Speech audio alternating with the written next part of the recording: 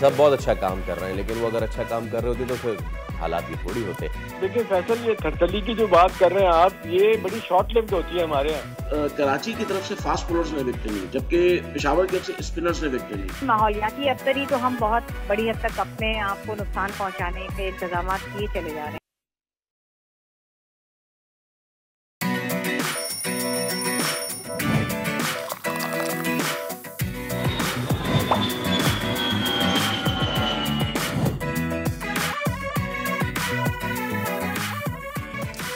जो अफसर कारकर्दगी दिखाएगा बेहतर मुआवजा पाएगा। हुकूमत का ब्यूरोक्रेसी की इस्तेदाद जांचने का नया निज़ाम मुतारिफ। नए निज़ाम से सिविल सर्विसेज की कारकर्दगी को ड्रामाई अंदाज में तब्दील करने का दावा। लेकिन ये नया निज़ाम है क्या और इससे किस तरह ब्यूरोक्रेसी की कारकर्दगी जांची जाएगी, बताएंगे आज के प्रोग्राम में।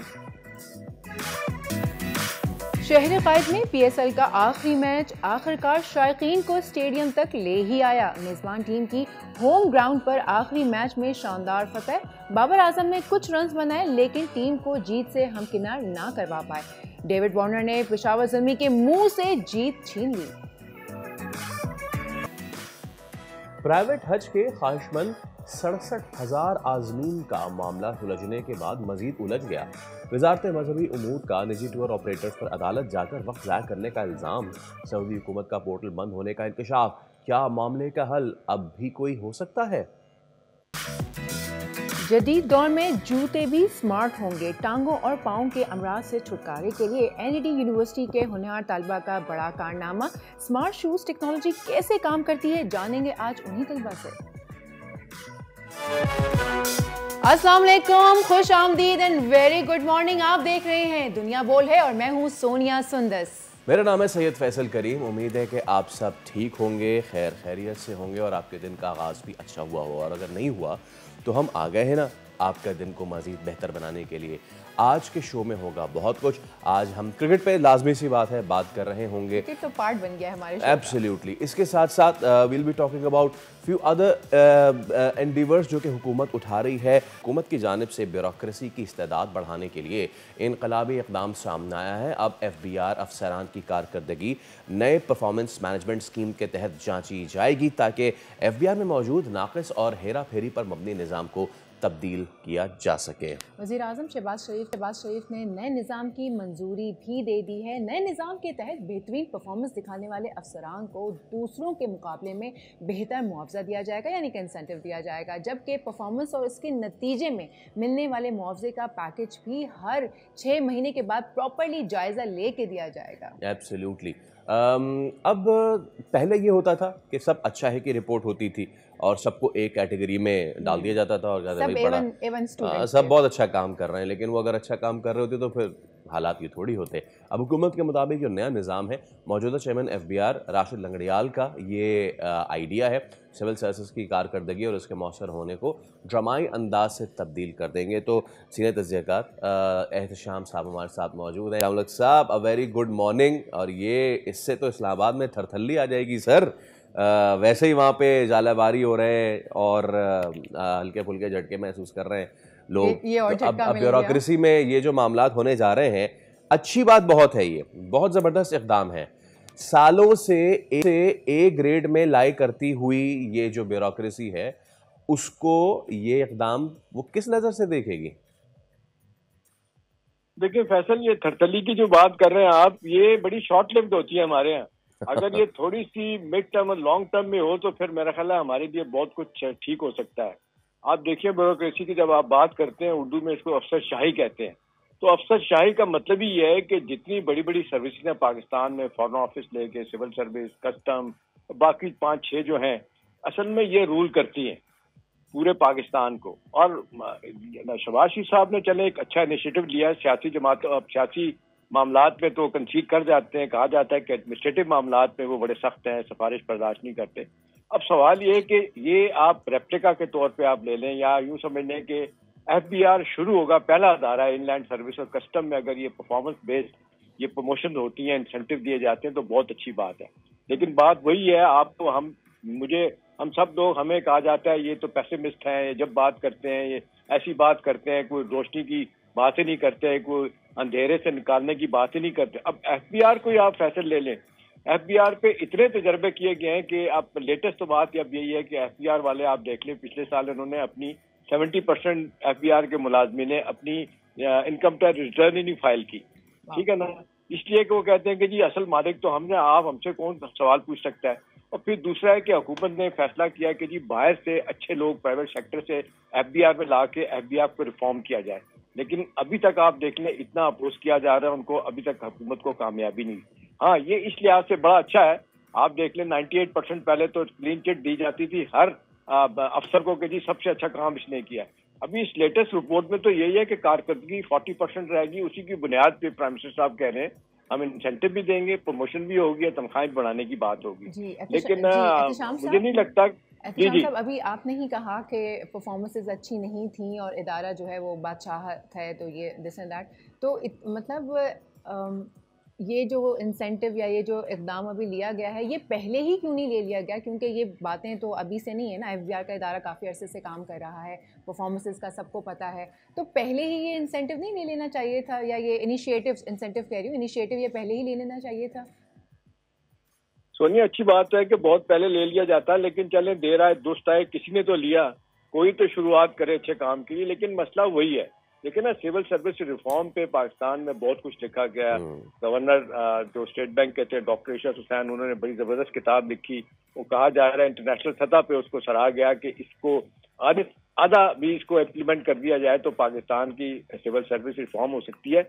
और ये जिसको कहते हैं फंड का इस्तेमाल कैसे होगा, हर बात में अपनी मर्जी करवानी, प्रमोशन अपनी मर्जी से करवानी, और हर जगह पे जो है ना जिसको कहना चाहिए वो रिफ्यूज करते थे पॉलिटिकल लोगों की बातों को।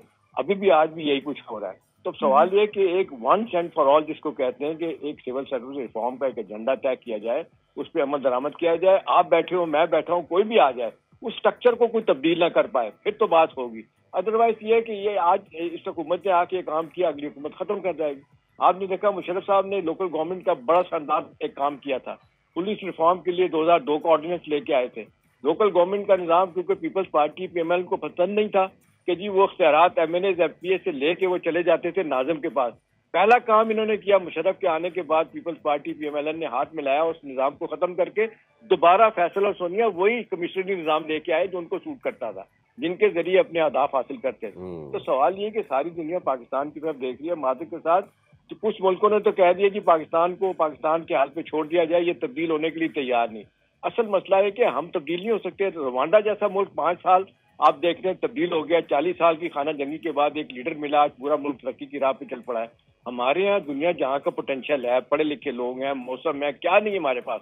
सवाल ये है कि कोई ऊपर बंदा दयानतदारी से काम करने वाला हो, सिफारिशें ना कबूल करे और सियासी बुनियादों पर फैसले ना किए जाए, तो मेरा ख्याल है ब्यूरोक्रेटिक सेटअप अगर ये ठीक कर लिया जाए, 50% में ठीक कर लिया है। पहला काम तो ये होगा, परफॉर्मेंस की बुनियाद पे आप लोगों को लगाएंगे जब तो वो काम करेंगे, जो काम नहीं करेगा उसको फिर वापस घर भेज दिया जाएगा। इसमें एहतिशाम साहब, बहुत से लोग ये कहते हैं, हम तो ये कह रहे हैं, आपने तो मुशर्रफ की मिसाल दी। I was just going through an article this morning today, जो कि एजाज चौधरी साहब है, जो कि खुद सिविल सर्वेंट रहे हैं, और उनका ये कहना है कि आखिरी बार जो सही मानों में रिफॉर्म्स हुए हैं, institutional reforms in civil services, वो मुशर्रफ नवाज शरीफ नहीं, वो जुल्फ़िकार अली भुट्टो के टाइम पे हुए थे, जब उन्होंने जो कैटेगराइजेशन थी, जो क्लास 1, 2, 3, 4 थी, उसको तब्दील करके उन्होंने फिर वो पे ग्रेड 1 से 22 पे ले गए। यानी कि हम 1973 के रिफॉर्म्स पे अब तक चल रहे हैं। उसके बाद छोटे मोटे ज़रूर हुए होंगे, लेकिन जैसा कि आप कह रहे हैं कि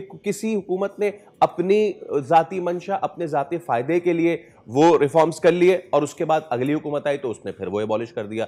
हमें ऐसे रिफॉर्म्स को, ऑब्वियसली जिस तरह जुल्फ़िकार अली भुट्टो ने एक रेवोल्यूशनाइज तरीके से इसको चेंज किया था, changing from class to the pay grades, इसी तरीके से कोई मामला करने पड़ेंगे। इस तरह के मामला सही मानों वाले, वो आपको ये वाला इक़दाम नजर आता है जो अभी हुआ है?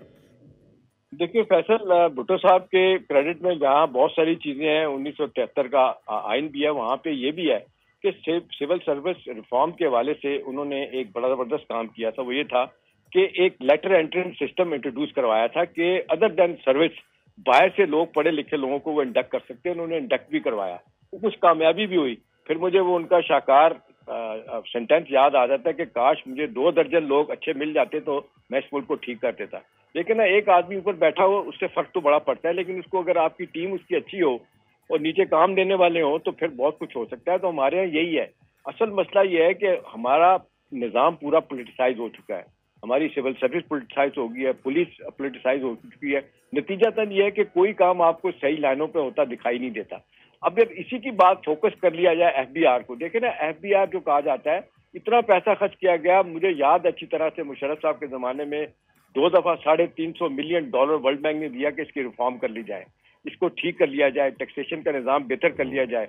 और मुशर्रफ साहब के 1.5 सालों में बड़ा जबरदस्त काम हुआ था फैसल, 650 अरब से 1150 अरब रुपया सालाना जो है ना वो टैक्स इकट्ठा हो गया था। उसके बाद मुशर्रफ साहब जब सियासत करना शुरू की, तारक अजीज चौधरी शुजात ने उनको कहा कि हम आपको पार्टी बना के देते हैं। वो कहते हैं यार मेरी पार्टी कहाँ, उन्होंने कहा PMLN तोड़ के PML क्यों बनाएंगे, आप ये काम करें। जब उन्होंने किया तो मामलात खराब होना शुरू हो गए। डॉक्टर इशफाक हसन कहते हैं मुझे बिठा के मुशर्रफ साहब 6-6 घंटे ब्रीफिंग लेते तो कहते थे हम तो बड़े अहमियत लोग हैं, असल बात तो इकोनॉमी है, उसको ठीक करना हमने किया ही नहीं, सियासत में पड़ गए।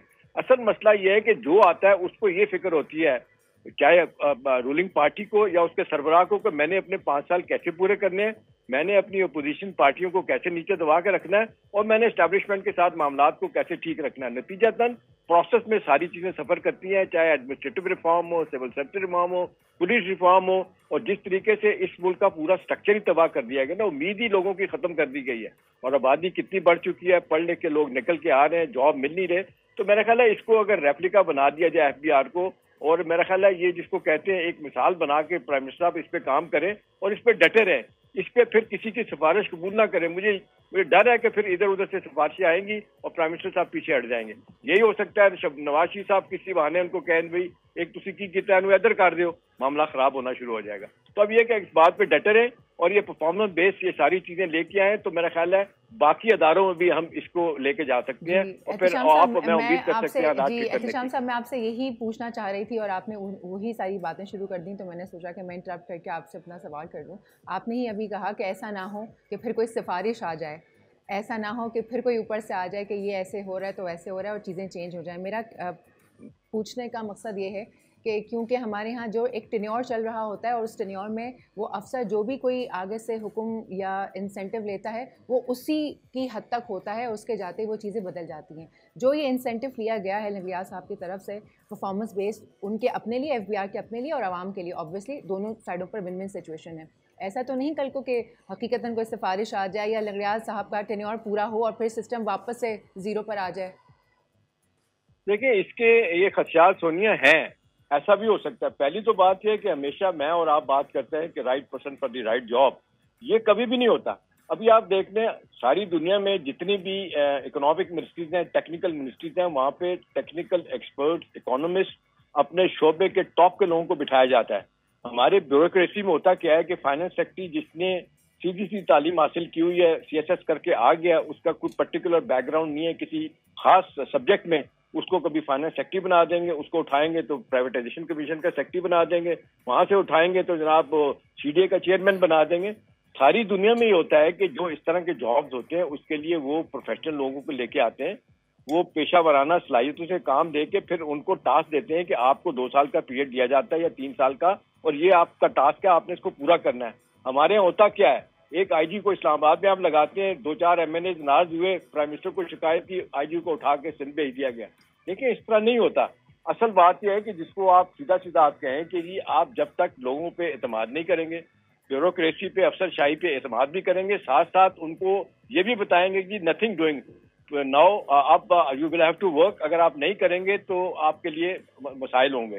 तो मेरा ख्याल है अच्छी बात है, इसी पे ही अगर स्टिक कर दिया जाए और आपका मेरा काम जो सारा दिन बैठ के हम भाषण देते हैं हमाजत के साथ, हम भी अगर जो असल सब्जेक्ट हैं उन पे हम बात करें तो मेरा ख्याल है बहुत सारी चीजें ठीक हो सकती हैं। जहां हमारा मीडिया का रोल है वो हम पूरा करें और वाकई आंखें रखें और देखें कि जो प्राइम मिनिस्टर ने बात की है, कल हम सवाल उठाएं कि जी आपने एक दफा मुलाकात की थी और ये आपने ये चीजें एक फार्मूला तय किया था, उसके अमल दरामद नहीं हुआ, सिर्फ आप प्लेइंग टू द गैलरी करके चले गए। उनको याद कराया जाए कि जी ये आपने काम अपने जिम्मे लिया था, क्या आपने उसको मुकम्मल किया, तो मेरा ख्याल बहुत कुछ होने की तवक्को की जा सकती है। फैसल ऑल राइट, चलिए तवक्कुआत और उम्मीद पे ही तो दुनिया कायम है, तो देखते हैं, खुदा करे कि हों और हम देख सकें कि जिस तरीके से बाकी कॉरपोरेट इदारों में प्रोफेशनलिज्म का तकाजा ये है कि ग्रेडिंग होती है, परफॉर्मेंस देखी जाती है और उस ग्रेडिंग और परफॉर्मेंस की बुनियाद पे फिर लोगों की तरक्कियाँ या तनज़्ज़ुली होती है। तो फिर लेट्स सी के क्या मामला होते हैं। आगे आपको बढ़ते हैं हम और बताते हैं ये बात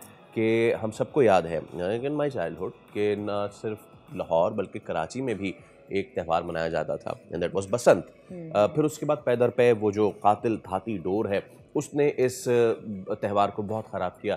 the civil society and other came up with the idea कि जी आप ओपन एरियाज़ में इसको करने दें, लेकिन क्योंकि इस तरीके के वाक़यात होना शुरू हो गए तो इस पर किसी ने सोचा नहीं। लेकिन अब खबरें ये आ रही हैं कि अगले साल लाहौर में बसंत के त्यौहार को महफूज अंदाज में मनाने के लिए तैयारियां जो हैं वो शुरू कर दी गई हैं। ज़राए के मुताबिक वज़ीर आला पंजाब की हिदायत पर महफूज बसंत के इनेकाद के हवाले से आला सतह कमेटी भी कायम कर दी गई है।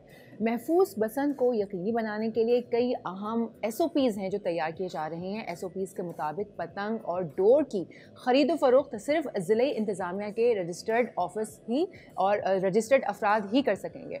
डोर बनाने वाले कारीगर को भी ज़िले इंतज़ामिया के साथ रजिस्टर्ड होना लाजमी होगा। अच्छा, अब इसमें यह है कि ऑफिशियली इसको ओन जो है वो किया जाए तो बहुत अच्छी बात है। ज़राए अभी फ़िलहाल ये कह रहे हैं तो if there is something in the air तो बात तो कोई ना कोई होगी। अब इसमें यह है कि बहुत सारी चीज़ें हैं, मोटरसाइकिल की सवारी पर 2 दिन की पाबंदी भी इसकी तजवीज़ ज़ेर गौर है। मेरे ख्याल से ये हो नहीं सकेगा क्योंकि मोटरसाइकिल ऐसी सवारी है ये हो नहीं सकेगा। पूरा शहर मोटरसाइकिल यूज़ कर रहा है, हर गरीब बंदा। सो द थिंग इज़ कि हमें अपने रोज़मर्रा की ज़िंदगी और अपने त्योहारों को एक साथ मनाने के लिए अपने आप को तैयार करना पड़ेगा ना। जहाँ कराची की हद तक मेरा एक सवाल है, ये जो डोर है बेसिकली वो एक धात से और वो बहुत डेंजरस है, धात है, शीशा है उसके अंदर, तो भाई उसको क्यों नहीं चेंज कर देते? किसी सेफ चीज के साथ क्यों नहीं इसको प्ले अराउंड करते हैं? सेफ की बात ही नहीं है, जो हमेशा से होती थी, जो डोर होती है दैट्स इट, जो सिंपल डोर होती है उससे ही करें। इतने सालों से उसी से तो हो रही ना। तो ये अब चेंज क्यों आ गया कि धात और ये और इतना डेंजरस है? मैंने खुद वीडियोस देखी, आपकी नजर से भी गुजरी होंगी कि लोग जा रहे हैं और उन्हें पता ही नहीं चला कि कट गया, हाथ कट गया, छोटे बच्चे आ गए और ये सारे। तो चलिए अब आगे बढ़ते हैं, देखते मनाई जाती है या नहीं, लेकिन खुशियां मनाई गई कल कराची के खेमे में। क्योंकि कराची होम ग्राउंड पे जीत गया। वैसे अच्छी बात ये थी कि फाइनली हमें PSL 10 में पहला कांटे का मुकाबला देखने को मिला। बहुत सारे लोग इससे डिसएग्री करेंगे, नहीं जी वो 235 भी तो शेज हो गए थे। तो बड़े स्कोर की हम बात नहीं कर रहे, छोटे स्कोर पे जब दोनों टीमें फाइट करती हैं मज़ा तब आता है। हुआ ये कि कल बाबर आजम पे था बहुत प्रेशर। बाबर आजम आए, उन्होंने स्कोर किया, he was on song to score the 50, लेकिन 4 रन से वो रह गए। 46 रन उन्होंने बनाए, लेकिन अगेन वही पिच, उसी पिच पे खिला दिया जिस पिच पे हम कह रहे थे कि ये क्या पिच है, तो पिच 50 पिच है।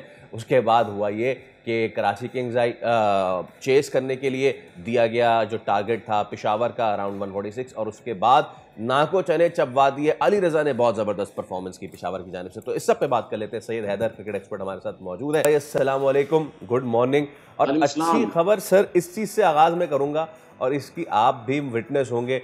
फाइनली कराची में होने वाले आखिरी मैच में कराची वाले आ गए। अल्लाह तेरा शुक्र। जी बिल्कुल, कराची ने कल मैच जीतकर सिर्फ कराची वालों को ही खुश नहीं किया, बल्कि मैं समझता हूँ PSL की इंतज़ामिया को भी वो परेशान थी, क्योंकि ज़ाहिर है एक फ्रेंचाइज जब ख़राब परफॉर्मेंस दिखाती है तो PSL पे उंगलियां उठने लगती हैं। PSL की मैनेजमेंट पे, PSL के सिस्टम पे, स्ट्रक्चर पे। फिर पहले ही PSL शुरू होने से पहले ही बहुत सारी बातें शुरू हो गई कि इसका कोई लेवल नहीं है, इसको कोई जानता नहीं है और इसके मैचेस जो हैं उसको कोई देखता नहीं है। तो सारी चीज़ें एक साथ चल रही थी। फिर पेशावर की परफॉर्मेंस जो है वो आपके सामने है कि वो उस तरह नहीं इस साल परफॉर्म कर पा रही है जैसे कि वो पिछले सालों में करती रही। लेकिन असल बात ये है कि कराची ने कल एक छोटे से स्कोर को किस तरह चेस करने के लिए भी मेहनत की है, ये बड़ी अच्छी बात थी। हो सकता था कि डेविड वार्नर के आउट होने के बाद टीम एकदम नीचे आ जाती और उनके बैट्समैन भी जल्दी आउट हुए, लेकिन लेट मिडिल ऑर्डर में खुशदिल शाह ने बड़ा अच्छा टीम को सहारा दिया। फिर उसके बाद कुछ हमें पेशावर की गलतियां नजर आई। बाबर आजम जो हैं वो आखिरी ओवर हुसैन तलत का रह जाना, ये बाबर आजम की कप्तानी की बहुत बड़ी नाकामी है। आपका इसमें फिर ऑप्शन क्या रह जाता? बिकॉज छोटा स्कोर है, छोटा टारगेट है और आपको पेशावर सिर्फ उसी सूरत जीत सकता था जिस सूरत में वो ऑल आउट कर देता। वो हुआ नहीं ना। अगर वो एक ओवर पहले ऑल आउट कर देते तो ही उनके पास ऑप्शन था, इसके अलावा तो उनके पास कोई ऑप्शन ही नहीं था। और ये भी नहीं हो सकता था कि वो मैच के बीच में हुसैन तलत या किसी और से एक ओवर फेंकवा दें, 1-2 ओवर फेंकवा दें, ताकि फिर आखिर में उनके पास अलजारी या फिर अली रजा के 1 या 2 ओवर बचते, बिकॉज पूरा मैच ही फंसा हुआ था ना। तो ऐसे में फिर मैं बाबर को सपोर्ट नहीं कर रहा, ठीक है, बट टेक्निकली स्पीकिंग रहा नहीं था मार्जिन बाबर के पास कोई शायद। देखिए, ये आपकी बात बिल्कुल सही है कि आपके पास जितने बॉलर्स अवेलेबल थे उनके साथ आपने बॉलिंग की, लेकिन ये चीज़ें पहले देखना पड़ती है। मैच शुरू करने से पहले आप जब टीम बनाते हैं तो आपको ख्याल रखना पड़ता है कि मेरे पास कितने बॉलर्स हैं और उनको कैसे इस्तेमाल करना है, कहाँ पे। अच्छा, कप्तान की जिम्मेदारी सिर्फ ये नहीं होती है कि जो स्कोर किया है उसको डिफेंड करे, उसके साथ साथ ये है कि उसको मैच से पहले भी सोचना पड़ता है कि अगर हम जो है, क्योंकि पिच में पहले ही हमें थोड़ी सी स्पॉट्स नजर आ रहे थे। अच्छा, दोनों टीमों में आप डिफरेंस देखें कि कराची की तरफ से फास्ट बॉलर्स ने विकेट ली, जबकि पेशावर की तरफ से स्पिनर्स ने विकेट ली। यानी दोनों टीमों की स्ट्रेटेजी बिल्कुल चेंज थी, लेकिन दोनों टीमों के बॉलर्स जो उन्होंने स्ट्रेटेजी बनाई थी उस पर काफ़ी काम किया था। यहाँ पे थोड़ा सा जो है, अगर पेशावर की मैनेजमेंट एक अच्छे फास्ट बॉलर को खिलाती साथ में, तो हुसैन तलत को बॉलिंग करने की जरूरत नहीं पड़ती। हुसैन तलत आपके बॉलर नहीं है, पूरे उसमें बॉलिंग नहीं करते हैं, ओकेजनल बॉलर हैं, कभी कभी बॉलिंग करते हैं। और उसमें आखिरी ओवर जो क्लिंच था, बिल्कुल वहाँ पे आपको चाहिए था एक प्राइम बॉलर, वहाँ पे विली होते, शायद विली मेरे ख्याल से स्कोर रोक लेते। अच्छा, जोसेफ भी जो है वो उस तरह बॉलिंग नहीं कर पाए जैसे कि उन्हें करनी चाहिए, जैसे कि वो मशहूर है जिस बॉलिंग के लिए ऑस्ट्रेलिया की, वेस्ट इंडीज की तरफ से। कल उनकी तरफ से भी वो बॉलिंग नजर नहीं आई और अपनी फील्ड के खिलाफ बॉलिंग करते रहे। ये सबसे बड़ी बात थी। आपने फाइन लेग ऊपर लेके शॉर्ट पिच गेंदें की लेग स्टंप के ऊपर, वहीं पे सारा स्कोर कर गई कराची की टीम। तो ये कुछ चीजें होती हैं जो मैच से पहले डिस्कस की जाती हैं और मैच में उसको इम्प्लीमेंट किया जाता है। तो मैं समझता हूँ पेशावर जो है अपने प्लान को इम्प्लीमेंट नहीं कर पाई, कराची ने बड़ा अच्छा इम्प्लीमेंट किया, लेकिन मैच बड़ा अच्छा हुआ। आखिरी गेंद तक सब परेशान थे, होगा क्या, आखिरकार कराची जीत गया। अच्छा, और इसमें एक बात और मैं चाहूँगा कि हम हमेशा से बात करते हैं यंग स्टार्स जो है वो हमें दिखने चाहिए। कल 2 यंग स्टार्स दिखे कराची की तरफ से, साद बेग, उन्होंने भी अच्छा परफॉर्म किया, लेकिन उससे भी बेहतर परफॉर्म किया अली रज़ा ने। पहला ओवर जो अली रज़ा ने डेविड वार्नर को किया है, क्या फंसा के किया है। He was clicking 140 145 plus actually, और उन एरियाज़ में बॉल करना, ऑल्दो के pitch had it's demons, but still इतने अच्छे एरिया में बॉल किया, फंसा के रख दिया। दूसरी बार जब वो आए तो वार्नर ने फाइट बैक किया क्योंकि वो क्लास है उस प्लेयर की, but at the end of the day मैं चाहूँगा कि Ali Raza the next star, जिसके हवाले से एन बिशप भी बहुत तारीफ़ करते हैं कि भाई पाकिस्तान क्रिकेट इनको संभाल के रखें, मैं चाहूँगा उन पे भी प्लीज़ थोड़ी सी कुछ गुफ्तगू कीजिए। जी बिल्कुल, अली रज़ा की तारीफ़ की जाए, जितनी तारीफ़ की जाए कम है। यंग है, दोनों देखें, दोनों अंडर 19 से आए हैं। साद बेग कैप्टन है अंडर 19 पाकिस्तान के, अली रज़ा भी अंडर 19 खेले, एशियन वर्ल्ड कप खेले, एशियन T20 वर्ल्ड कप खेले। तो अली रज़ा की बॉलिंग की तारीफ सिर्फ एन बिशप ने नहीं की, बल्कि पाकिस्तान के हर पुराने फास्ट बॉलर ने की। बखारी यूनुस कमेंट्री कर रहे थे, उन्होंने बड़ी तारीफ की कि इस बच्चे में जो है बड़ा जोश नज़र आता है। देखिए, फास्ट बॉलर वही अच्छा होता है जिसमें जोश होता है। शोएब अख्तर कहते थे, मैं उसे फास्ट बॉलर नहीं मानता जिसकी आंखें बैट्समैन की आंखों से नहीं टकराती हैं। तो आपकी एक हैबत होनी चाहिए, और हमें अली रज़ा में थोड़ा सा उसको फिटनेस पे काम करना पड़ेगा, क्योंकि उसकी फिटनेस मुझे अच्छी नज़र नहीं आ रही है। उसकी फिटनेस पे Pakistan team management, board management को चाहिए कि उस पर काम करे। बड़ा अच्छा टैलेंट है उसके अंदर, और सबसे बड़ी बात यह है कि प्रेशर में उसने बॉलिंग की है। उसने उस वक्त कराची को पेशावर को विकेट दिलाई जिस वक्त कराची की बैटिंग जो थी बिल्कुल एक वन साइडेड मैच ले जा रही थी, लेकिन बाद में आके उसने थोड़ा सा मैच को बैलेंस किया। लेकिन बहरहाल एक टीम जीतती है, एक हारती है, लेकिन अली रज़ा पाकिस्तान की न्यू फास्ट बॉलिंग में बड़ा अच्छा एडिशन है और उसको बड़ा अच्छा यूज़ करना चाहिए। इसी तरह सात बैंक है, उन्हें चांसेस देना चाहिए। अफसोस की बात यह है कि फ्रेंचाइजेस जो हैं वो जूनियर्स को चांसेस नहीं देती। ये बड़ा प्रॉब्लम है, क्योंकि वो चाहती हैं ग्लैमर जिन प्लेयर्स में हो, बिके जो प्लेयर्स, जो उनको फाइनेंसर्स, इस वजह से हमारा टैलेंट आगे नहीं आ पाता। बिल्कुल, लेकिन चले हैदर साहब, thank you so much. Karachi leg खत्म हुआ है, अब पीएसएल का, तो PSL will be moving to Multan and Lahore, so let's see. आज अर्थ डे है और जो थीम है ना सोनिया, वो बड़ा ज़बरदस्त है। आर पार आर प्लैनेट, जो काबिल तजदीद तवानाई के ज़राए हैं, जो रिन्यूएबल एनर्जी रिसोर्सेज हैं और जो क्लाइमेट एक्शन है उस पे ये दिन मनाया जा रहा है। आप सबको पता है कि कितनी तेज़ी से ये दुनिया मौसमियाती तब्दीली का शिकार होती जा रही है और रिन्यूएबल जो रिसोर्सेज हैं उनको हम इस्तेमाल नहीं बिल्कुल। लेकिन ये जो पहले मुद्दा उठाया गया था ना, ये एक US सेनेटर के ज़रिए उठाया गया था 1962 में।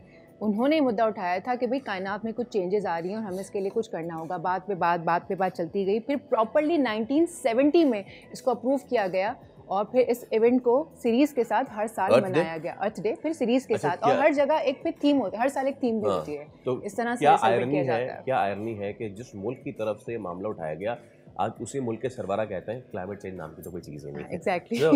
ये नहीं है, अपनी राय होती है। लेकिन अगर वो राय दुनिया के सबसे ताकतवर शख्स की हो जो क्लाइमेट फंड एक्शंस को रोकना चाहता हो, परेशानी वो तो फिर अंदर काफ़ी सारी चीज़ें ना डिस्कस करने को अगर हम बैठें तो फिर तो बहुत सारी चीज़ें खुलकर आएंगी साथ में। अब वक्त हुआ जाता है एक ब्रेक का, छोटा सा ब्रेक लेते हैं, ब्रेक के बाद हाजिर होते हैं। Stay with us.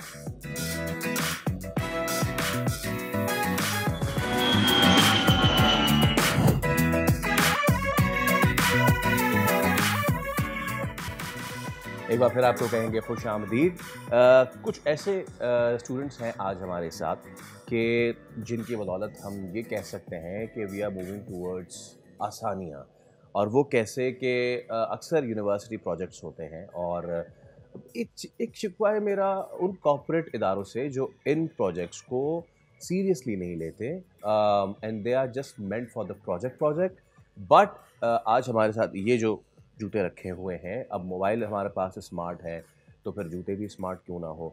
तो NLD यूनिवर्सिटी से ताबिया काशिफ, फाक़िया नदीम और जो उनके टीम सुपरवाइज़र हैं इंजीनियर मोहम्मद अली अख्तर और इनकी दीगर टीम भी है, उनका इनसे पूछ लेंगे उन्होंने ये स्मार्ट शूज़ बनाए हैं। अब ये स्मार्ट शूज़ क्या काम करते हैं इन्हीं से जान लेते हैं। So gentleman and ladies, welcome to the show. वैसे मैं हमेशा ये कहता हूँ कि लेडीज़ फर्स्ट, लेकिन देखें आज ख़वातीन की तादाद ज़्यादा है तो मैं चाहूँगा कि आपकी इजाज़त से मैं जेंटलमैन फर्स्ट कर दूँ ताकि बताएं। तो आप you are leading the team, मुझे थोड़ा टीम के बारे में बताइए एंड देन थोड़ा प्रोजेक्ट के बारे में। Basically first of all I would like to thanks to the Bol. आज बोल टेक्नोलॉजी बोल हो गया, मतलब टेक्नोलॉजी के बारे में बोल रहे हैं मॉर्निंग शो। और ये सबसे अच्छी बात ये है कि आप लोग जब टेक्नोलॉजी के बारे में बात करते हैं तो हमारी जो यूथ है वो मॉर्निंग शो देखती है, सुबह उठती है, उसको टेक्नोलॉजी के बारे में मिलेगा तो सबसे पहली मोटिवेशन उनको ये जा रही है। सेकेंडली मैं NLD यूनिवर्सिटी के एडमिनिस्ट्रेशन का बहुत शुक्रगुजार हूँ जिन्होंने चैनलाइजेशन की, और computer information system engineering department का जिन्होंने ये चीज़ इनको हेल्प आउट किया और यहाँ तक पहुँचे। अब आपने कहा इसके बारे में थोड़ा सा इंट्रोडक्शन दो कि बहुत ही क्यूरियोसिटी है इसके बारे में लोगों को ना। तो smart shoe gait analyser, gait is what, आसान अल्फाज में जो हम अपने नॉर्मल रूटीन में चल रहे होते हैं तो उसे हम कहते हैं गेट, मेडिकल टर्म्स में उसको हम गेट कह रहे हैं। सेकेंडली ये कि गेट को एनालाइज करना क्या है कि यूजुअली होता ये है कि हमें नहीं पता होता कि हम चलते चलते जो है जैसे कि 30 को क्रॉस कर रहे हैं, या बचपन में भी, अर्ली चाइल्डहुड में भी हमारे साथ ये प्रॉब्लम होती है कि हम वॉकिंग के दौरान एबनॉर्मल वॉक कर रहे होते हैं, यानी एबनॉर्मल गेट होता है हमारा। तो इन स्टूडेंट्स ने बेसिकली कुछ डेटा को जब एनालिटिक्स, अच्छा अब मैं आता हूँ टीम के ऊपर। प्रोफेसर डॉक्टर सैयद अब्बास अली जो हैं वो उसको लीड कर रहे हैं, ठीक है, और इनकी पूरी टीम ने इसको फ्लोट किया आइडिया को, मेरे थ्रू इनके पास ये आइडिया पहुंचा और फिर माशाल्लाह से इन 4 इंटेलिजेंट स्टूडेंट्स ने, इनका भी इंट्रोडक्शन भी देंगी, इसको पाया तकमील तक पहुंचाया। अब ये जो गेट एनालाइज़र है ये बेसिकली एक इनोवेशन इसमें ये है कि आप मार्केट में जो मेडिकल इंडस्ट्री है वो आपको गेट की स्क्रीनिंग करके देती है, जो कि कॉस्टली ऑब्वियसली होता है। और जब आप अभी अगर हम डिस्कशन शुरू करें तो आप यही बात करेंगे कि मैंने लास्ट टेस्ट कब कराया, लास्ट मेडिकल टेस्ट कब कराया, तो उससे हमें अंदाज़ा होगा कि ये करने के लिए जाना और उसकी ये कॉस्ट है। तो लोग थोड़ा सा थोड़ा सा टाइम लगाते हैं उस काम को करने में, या कॉस्ट आती है तो उसमें थोड़ा सा पार्ट लगता है। तो इसमें एक बेनिफिट ये होगा कि गेट की अर्ली डिटेक्शन हमें घर पे मौजूदा शू, अगर स्मार्ट इंडस्ट्री के थ्रू इंशाल्लाह ताला ये बन जाता है तो एक हमारे पास शू मौजूद होगा जिससे कि आप घर पे बैठ के अपना गेट एनालाइज कर सकते हैं। ऑलराइट, ठीक है, एक तो पहली चीज़ है। दूसरी चीज़ ये है कि जब आप उस प्रॉब्लम ये आती है कि हम गेट हमारे साथ एबनॉर्मल होता है, ये एबनॉर्मलिटी है, ये कोई डिजीज़ नहीं है, लेकिन इस एबनॉर्मलिटी से डिजीज़ क्रिएट हो जाते हैं। बात समझने के नहीं, अगर हमारा गेट एबनॉर्मल हो रहा है तो पार्किंसन एक डिजीज़ है जो उससे हो जाता है। इसके अलावा हमारे पास ओबेसिटी जो बड़ा नॉर्मल प्रॉब्लम है, वो बेसिकली अगर आप रिसर्चेस पढ़ें तो इसी के रिफ्लेक्शन से वो आता है, लोगों को यूजुअली ये पता नहीं होता है। डिमेंशिया एक बहुत नॉर्मल प्रॉब्लम है। कराची के अंदर आप देखेंगे नॉर्मल इशू है, नॉर्मल हेल्थ इशू है, तो गेट के डिस्टर्ब होने से वो ये इशू आ जाता है। तो अगर हमारे पास ये डिवाइस घर पे मौजूद होगी तो हम ये रेगुलर बेसिस पे चेक कर सकते हैं either my gate is working correct और not. Okay, so credit goes to these students. तो आसान समझ पाए कि जो आपके चलने का पैटर्न है जो कि अगर आप कहीं से टेस्ट करवाने जाएं तो बहुत कॉस्टली पड़ेगा, तो आप लोगों ने उसको कॉस्ट इफेक्टिव भी बना दिया है। और लोगों में एक तो ये कि अवेयरनेस इस चीज़ से आएगी, क्योंकि बहुत सारे लोग शुगर का टेस्ट करा लेंगे, बीपी का करा लेंगे, बाकी चीज़ों का करा लेंगे, अपनी चाल ढाल का कौन कराता है टेस्ट, राइट? कभी सोचते भी नहीं है, सोचते भी नहीं है। तो please now talk me through के ये प्रोजेक्ट कैसे काम कर रहा है। अच्छा, सबसे पहले तो इस प्रोजेक्ट को बनाने में हमारी टीम ने बहुत ज़्यादा एफर्ट किया है, और उस टीम में मैं जो मेंबर्स यहाँ पे प्रेजेंट नहीं हैं, जवेरिया जावेद और विदिका राजपाल, उनको मेंशन करना चाहूँगी, जिनका इस शू को क्रिएट करने में बहुत मेजर रोल है। अच्छा, इस शू के अंदर जो बेसिकली हमारे वॉकिंग पैटर्न्स हैं, जैसे मैंने आपको बताया और सर ने भी बताया कि किस तरह से आप चल रहे हैं, उस चीज़ को डिटेक्ट करने के लिए अब उसमें होता ये है, शू के थ्रू डिफरेंट सेंसर्स हमने इसमें प्लेस किए हुए हैं। ओके, इसके थ्रू हमारे 4 गेट पैरामीटर्स हैं। स्ट्राइड लेंथ, बेसिकली 2 स्टेप्स के दरमियान कितना डिस्टेंस है आपका, स्टेप काउंट, कितने आप कदम चल रहे हैं, और फुट एंगल, कि आपने पैर जो ज़मीन पे रखा है वो सही रखा है, सीधा एंगल में है या नहीं, और तीसरा है हमारे पास स्ट्राइड वेलोसिटी, कितनी स्पीड से आप इसको लेकर चल रहे हैं। तो इन 4 पैरामीटर्स के बेसिस पे हम इस गेट की एबनॉर्मेलिटी को डिटेक्ट करेंगे। जो हमारे पास जो भी पेशेंट होगा उसको पहन के जस्ट 1.5 मिनट 90 सेकेंड्स जो है इसको वॉक करनी है, और जो भी डेटा है सारा वो हमारे पास वायरलेसली, इसकी एक वेबसाइट हमने क्रिएट की है, एक पोर्टल, वो सारी चीज़ें वहाँ पे शो होंगी। वहाँ पे रियल टाइम ग्राफ्स जनरेट होंगे जो कि डॉक्टर को एनालाइज करने में बेसिकली बहुत ज़्यादा हेल्प करेगा। और उसके थ्रू हमारे सिस्टम का मेन पॉइंट ये है कि वो एक रिपोर्ट भी सॉर्ट ऑफ जनरेट करके दे रहा है, जिसके अंदर ग्राफ्स और आपकी सारी जो स्ट्राइड पैरामीटर्स हैं और जो भी हमने पैरामीटर्स मैंने मेंशन किए हैं उन सब की वैल्यूज़ आपको बताएगा। तो उस चीज़ में ये बहुत ज़्यादा आपको हेल्प आउट करेगा। तो मुझे आप बताइए, बहुत मुस्कुरा भी रही हैं आप, अंदर से लगता है वो शरीफ भी हैं, मुझे एक बात बताइए कि ये तो आपने खुद ही कह दिया कि मेडिकल फील्ड में ये तो एक बहुत अच्छी चीज़ साबित हो सकती है। अब ये जो पहन तो लिया उसने, ये रजिस्टर कहाँ हो रहा होगा कि वो कितने कदम चल रहा है, ये कहाँ से अटैच होगा, किसी लैपटॉप से कनेक्टेड होगा? अब मैंने पहन लिया, अब डॉक्टर किस तरह से मुझे तयन करेगा कि मैं ठीक चल रही हूँ, मेरा गेट ठीक है नहीं, मैंने कितने स्टेप्स उठाए? जी, इसमें यह है कि हमने ना वेबसाइट क्रिएट की है, तो वो वाईफाई से कनेक्टेड है, ये शूज़ भी, तो वो वायरलेस शूज़ भी वाईफाई से कनेक्टेड है। इसमें वाईफाई है, ये वायरलेसली कम्युनिकेट करेगा हमारी वेबसाइट पे। अब वहाँ पे ना हमारे डॉक्टर्स की रजिस्ट्रेशन भी हैं, वो अपने हॉस्पिटल के अकॉर्डिंगली डॉक्टर्स को रजिस्टर करेंगे, वो अपने पेशेंट्स को खुद ऐड करेंगे, शूज़ पहनाएं, अब पेशेंट्स चलेंगे तो ये पैरामीटर्स रियल टाइम में आते रहेंगे वेबसाइट पे। अब उसके बाद ये है कि रियल टाइम ग्राफ्स भी आ रहे हैं हमारे पास जो डॉक्टर्स को हेल्प करेंगे। दूसरी चीज़ हमारे पास ये है कि हमारे पास हमने ना इसमें मशीन लर्निंग लगाई है, हमने डेटा कलेक्शन की है, तो उस मशीन लर्निंग के थ्रू ये होगा कि एट द एंड जब रिपोर्ट जनरेट होगी, एक बटन है जिस पर आपने क्लिक करना है और वो आपका गेट स्टेटस प्रेडिक्ट नॉर्मली चल रहा है या एबनॉर्मली चल रहा है। तो ये चीज़ आपको हेल्प करेगी। इसमें यह है कि अगर किसी के पास ये घर पर भी हैं तो उन्होंने किया, चले, अपनी रिपोर्ट जनरेट की, जाके डॉक्टर को दिखा दी। अब वो स्पेसिफिक कौन सा डिजीज़ है वो आगे आपको डॉक्टर बता सकता है। अच्छा, वैसे इस प्रोजेक्ट को बनाने में क्या कॉस्ट आप लोगों की आई होगी? प्रोजेक्ट बनाने में इनकी देखें, इसमें एक चीज़ है जो डिज़ाइन कॉस्ट है ना, वो तो 50K से ऊपर ही निकल गई है मिनिमम। मैं आपको बता रहा हूँ, ज़रा डिफरेंट फैक्टर्स हैं, डिफरेंट डिज़ाइन कॉस्ट मतलब यानी ये जो शू, चिप्स और उसमें कुछ लॉसेस। लॉसेस आपने अलग से डिज़ाइन किया है। Actually erasing the Irenaeus cost, इसमें इनका बहुत सारे सर्किट उड़े भी हैं, तो वो अभी हम फिलहाल रिमूव कर रहे हैं फॉर द टाइमिंग। लेकिन ये कि 50K से ये तो ऊपर निकल चुका है मामला ना, 50,000 से ऊपर। सेकेंडली ये कि इसमें इनकी जो डॉक्टर अब्बास की जो टीम है उसमें उन्होंने भी इसमें काफ़ी इनको हेल्प आउट किया है। स्टूडेंट्स जो है इसमें काफ़ी इन्होंने फंडिंग्स में भी अप्लाई किया है, फॉर्चुनेटली इंशाल्लाह होपफुली अगर वहाँ से भी रिस्पॉन्स आए।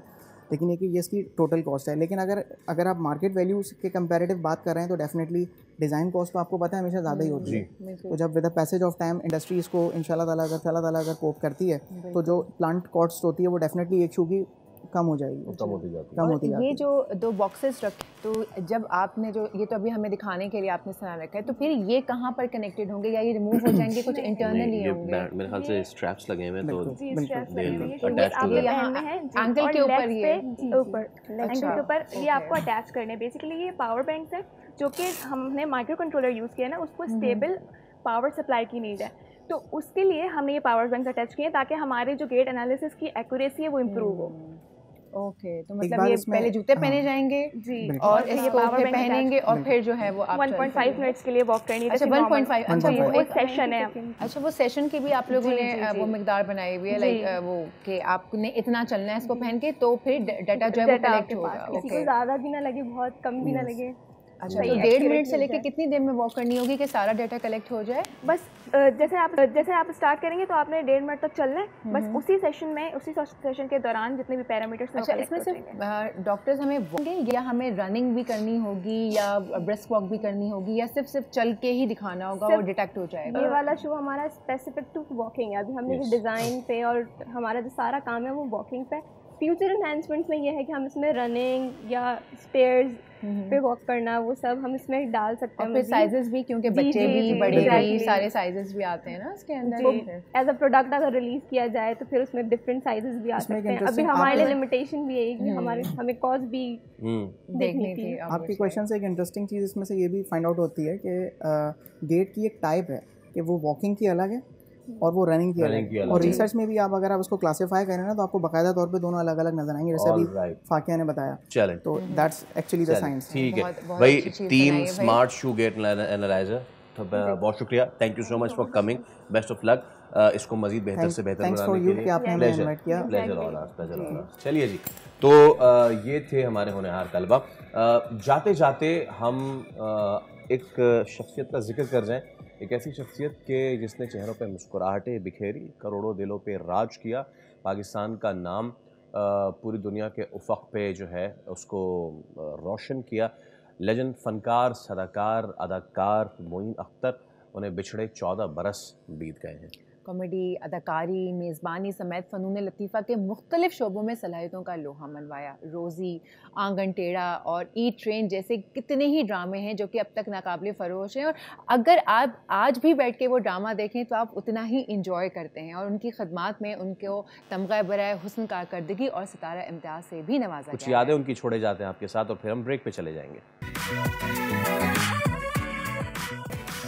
एक बार फिर आपको कहेंगे खुशामदीद, आप देख रहे प्रोग्राम दुनिया बोल है, बहुत शुक्रिया हमसे जुड़े रहने के लिए। ज़रा हज के ऊपर बात कर लेते हैं। हज़ार हुजाज का हज ऑपरेशन जो है वो ख़तरे में पड़ गया है। वफाकी वज़ीर अमूर सरदार यूसुफ ने कहा कि कोशिश कर रहे हैं कि रह जाने वाले आज़ीन के लिए सऊदी हुकूमत से रियायत हासिल करें। सेनेट की कायमा कमेटी में मामला उठाए जाने के बाद सऊदी हुकूमत के ताउन से 10,000 हुजाज के लिए रिलीफ का ऐलान किया गया है, मगर बाकी हुजाज का मसला कैसे हल होगा, इसी पे बात करने के लिए आज हमारे साथ मौजूद हैं सरदार मोहम्मद यूसुफ, वफाकी वज़ीर मज़हबी उमूर। सरदार साहब अस्सलाम वालेकुम और बहुत शुक्रिया आपके वक्त के लिए। अच्छा सरदार साहब, अब मसला यह है कि निजी ट्रैवल ऑपरेटर्स की जानिब से प्राइवेट हुज्जाज के वीज़े ना मिलने की शिकायत की जा रही हैं। साथ ही हज ऑर्गेनाइजेशन एसोसिएशन खैबर पख्तूनख्वा ने प्राइवेट हज कोटा को नज़रअंदाज करने का इल्ज़ाम आयद किया है। क्या मामला है आखिर? इस बार प्राइवेट हुज्जाज फ़र्ज की अदायगी खुदा ना खास्ता नहीं कर पाएंगे? देखो, पहली बात जो है, जो मिसाल के तौर पर 23,000 जो हाजी हैं जिनके अगर वहाँ अदायगियाँ सारी चीज़ क्लियर है, वो उनके तो वीज़ा ज़रूर लगेंगे और उसके लिए बाकायदा ये उसमें शामिल किए हुए हैं। इससे हटकर जो इनका आपस का मसला है, जो खैबर पख्तूनख्वा के दूसरे इनकी एक तंजीम बनी हुई है, वो तंजीम ये ख़ुद फैसला करते हैं और इनके कुछ पूरे मुल्क के 902 ये कंपनियाँ हैं और ये उससे पहले भी मिलकर ये इसी तरीके से आपस में बल्कि इनकी तंजीम है होप ही के ज़रिए वो नुमाइंदा तंजीम है, मिल बैठ कर ये सारे मामलात आपस में हल करते हैं। और जिसमें अगर इनको वजारत की मदद की ज़रूरत होती है तो वजारत ज़रूर मदद करती है। अगर कोई किसी किस्म के इनको ज़रूरत हुई तो इंशाअल्लाह हम भरपूर मदद भी करेंगे। जी सरदार साहब, अगर निजी टूर ऑपरेटर्स ने बर वक्त अदायगी नहीं की तो फिर तो तकरीबन 65,000 से ज़ायद हुजाज का मसला कैसे हल होगा? क्या हुकूमत इस बारे में कोई संजीदगी का मुज़ाहरा करेगी? हुकूमत की जानिब से क्या कोई हिकमत अमली तश्कील दी जाएगी? हुकूमत का तो संजीदा मौक़िफ़ शुरू से रहा है। जब ये मालूमात हुई कि ये अदायगी नहीं कर सके तो इसी वजह से उनसे राब्ते में भी रहे। अब अगर ये अब मुनासर है कि अगर जो इजाज़त मिलती है और जो सऊदी हुकूमत की तरफ से वहाँ जो भी अगर फ़ैसला होता है, अगर मज़ीद अल्लाह करे कि वो इजाज़त मिल जाए तो उसके साथ तो हुकूमत भरपूर इनके साथ तावन करेगी, जो भी हो सका करेगी। सरदार साहब, सेनेट की कायमा कमेटी में भी ये मामला अब ज़ेर बहस आया है और हुकूमत की मदाखलत हुई है। उसके बाद अब 10,000 हुज्जाज का कोटा बढ़ाया गया है, लेकिन इससे देखिए मसला तो हल होगा नहीं। अब निजी टूर ऑपरेटर वज़ीर आज़म से अपील कर रहे हैं कि मसले को हल किया जाए। क्या सोल्यूशन है इसका आपकी नज़र में? नहीं, कोटा नहीं बढ़ा, वो ऑलरेडी कोटा मिला हुआ था, उसकी परमिशन मिली इनको। तो ये सेनेट की कायमा कमेटी ने हिदायत की थी कि आप बर वक्त ये सारा प्रोसीजर मुकम्मल करें, जो टाइम लाइन दी हुई है उसके मुताबिक सारा अमल करें। तो उसके मुताबिक उनको करना चाहिए था। फिर एक्सटेंशन भी दी गई थी, तकरीबन ये 14 फरवरी लास्ट डेट थी, फिर इनको 21 फरवरी एक्सटेंशन दी गई थी। तो ये चीज़ें तो बाकायदा पहले से होती रही हैं। चलिए सरदार यूसुफ साहब, बहुत शुक्रिया। उम्मीद करते हैं कि हुज्जाज का जो मामला है, 67,000 से ज़ायद हुज्जाज हैं कि जिन पे तलवार लटक गई है कि वो प्राइवेटली कर पाएंगे हज या नहीं कर पाएंगे। उम्मीद यही करते हैं, दुआ करते हैं, क्योंकि सबका देरीना ये एक ख्वाहिश होती है कि वो ये काम करें। इससे पहले कि हम आगे बढ़ें, हम आपको ख़बरदार कर देते हैं, होशियार कर देते हैं, आपको भी ख़बरदार होशियार कर देते हैं कि अगर आपने कोई खाना मंगाया है और कोई आपके कोई डोर बेल पे जो है वो बेल बजाता है, कोई दस्तक देता है, तो ज़रूरी नहीं कि आपका खाना आया हो सकता है कि आपको कोई खाने आया हो। Oh my God. फ्लोरिडा में क्या हुआ, ज़रा वीडियो दिखाएं सर। और फ्लोरिडा में ये हो कि घंटी बजी और जो खातून थी वो गई, तो खातून के सामने जो घंटी बजाने वाले थे ये 2 अफराद थे। ये देख लें आप। चोर डाकुओं से ज़्यादा खतरनाक है। चोर डाकू क्या मायने रखता है। तो ये फ्लोरिडा में इस तरह के जो मायामी फ्लोरिडा पूरे फुल ग्रोन एलिगेटर्स हैं ये। तो ये मायामी फ्लोरिडा में ये वाक़या पेश आया है। अच्छा, अब बात आपका ना टिंग टोंग हुई, गए देखने बाहर। शुक्र है कि उन्होंने इससे देख लिया ना, इस वो कितना मतलब उसको पता है कि उसको बेल देनी है, घुस रहा है वो। मेरे ख्याल से ये पहली वारदात नहीं होगी। ब्रेक पे जाने से पहले हम स्मार्ट चीज़ की बात कर रहे थे, ब्रेक पे आने के बाद हमने आपको स्मार्ट एलिगेटर दिखा दिया। बिल्कुल। और देखें सर, मेरे ख्याल से ये मेल है, वो फीमेल है, वो बैठी हुई है इंतजार में कि वेरी ज़बरदस्त। ये आपने बहुत, आप तो ज़ूलॉजिस्ट भी हैं यार, ज़ूलॉजिस्ट बायोलॉजिस्ट भी है। अगर आप इतनी दूर से, वो किस कदर आराम से बैठी हुई है। हाँ। और जो मेल है वो मेहनत कर रहा है। यूजुअली यही होता है ना, खवातीन बैठी होती हैं। जी बिल्कुल। उसने करवाया होगा कोई पेडिक्योर वगैरह, बैठी हुई आराम से। हो सकता है, बिल्कुल हो सकता है। तो खैर अगली बार जो है, अगर आप फ्लोरिडा में रह रहे हैं, वैसे इस तरह के वाक़यात जो है वो मायामी फ्लोरिडा, ऑस्ट्रेलिया में बहुत सारे वाक़यात, जहाँ पे आप अगले दिन गेट खोलते हैं तो मकड़े ही मकड़े होते हैं। खैर आगे बढ़ते हैं। आपको ये मालूम होगा तमाम तर देखने वालों को, कल जो मसीही बरादरी है, कैथोलिक मसीहों के रूहानी पेशवा पोप फ्रांसिस, वो 88 बरस की उम्र में इंतकाल कर गए। और कहा जा रहा था कि उनको डबल नमूनिया था, जिसके बाद वो इंतकाल किए हैं। अब नया पोप कौन होगा, इसका इंतखाब कैसे होगा, तो इसके हवाले से तरीक़ाकार है। तो जो पोप होते हैं, उनकी वफ़ात के 15 से 20 दिन के अंदर कॉलेज ऑफ कार्डिनल्स के डीन दुनिया भर से कार्डिनल्स को वेटिकन में तलब करते हैं, और सिर्फ वो कार्डिनल जिनकी उम्र 80 साल से कम है, वो पोप के इंतखाब में वोट देने के अहल होंगे।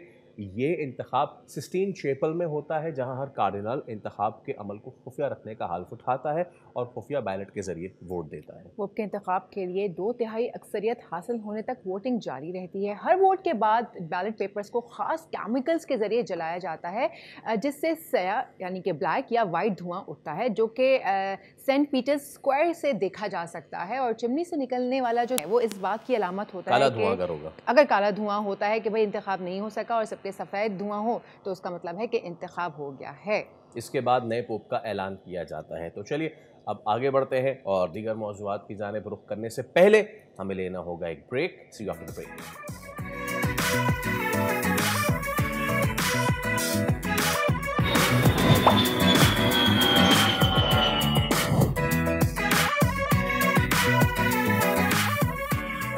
वेलकम बैक जनाब। मौसम की अपडेट्स के साथ मैं हूं सोनिया सुंदर, आपकी खिदमत में हाजिर। कराची के साथ साथ मुल्क भर में गर्मी की शिद्दत में मजीद इजाफा देखने में आ रहा है। महकमा मौसमियात के मुताबिक कश्मीर, गिलगित बल्तिस्तान और बालाई खैबर पख्तूनख्वा में चंद मकामात पर तेज़ हवाओं और गरज चमक के साथ बारिश की एक्सपेक्टेशंस हैं। अहम शहरों के दर्जे हरारत की बात कर लेते हैं तो आज हमारी कराची में हीट वेव जो है वो एक्सपेक्टेड है भरपूर अंदाज में। शहर में जो टेम्परेचर एक्सपेक्टेड है वो होगा मिनिमम 22 और मैक्सिमम जाएगा 41 डिग्रीज तक। लेकर चलते हैं आपको क्वेटा की जानिब। तो क्वेटा में आज जो मिनिमम टेम्परेचर है वो है 9 और मैक्सिमम जाएगा 27 डिग्रीज तक। सूरज जो है यहाँ पर भी चमकता रहेगा। बात कर लेते हैं मुल्तान की। तो मुल्तान में भी आज गर्म तरीन दिन एक्सपेक्टेड है। शहर में जो दर्जे हरारत होगा मिनिमम 23 और मैक्सिमम वहाँ पर भी 41 डिग्रीज तक जाने की तवक्को हो सकती है। बात कर लेते हैं लाहौर की। तो लाहौर में भी मौसम गर्म होगा, गर्मी से बुरा हाल रहने की तवक्को है।